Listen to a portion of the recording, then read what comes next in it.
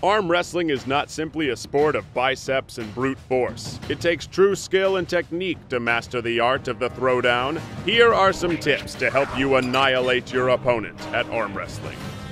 Let's start with your stance, the foundation of your strength. For the best possible base, clasp your opponent's thumb and position your body so your wrist, elbow, and shoulder are all in line with your opponent. Next, bring your outside hip closer to hug the table. If you are right-handed, sneak your right leg forward under the table to gain even more leverage. When the match begins, your instinct will be to push with all of your might. This is a rookie move, and if you do this, any trained arm wrestler will crush you. Instead, use a little anatomy and physics to your advantage. The muscles in the human body can only contract and release. Pushing is not their most effective use.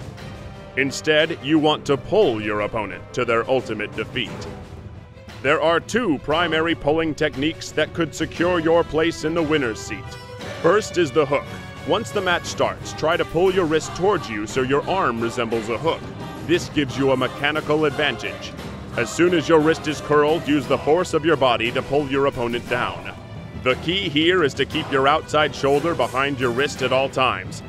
If your wrist isn't strong enough to lock in the hook, quickly position your hand higher than your opponent's, forcing them to hold on to the lower part of your palm. Then pull yourself back. This displaces your opponent's center of gravity and depletes their power. Once you have the momentum started, go for the kill by rotating your elbow out and applying your full body weight to force them down. Now go forth. Armed with this new knowledge, even the weakest of arm wrestlers will have no problem going over the top.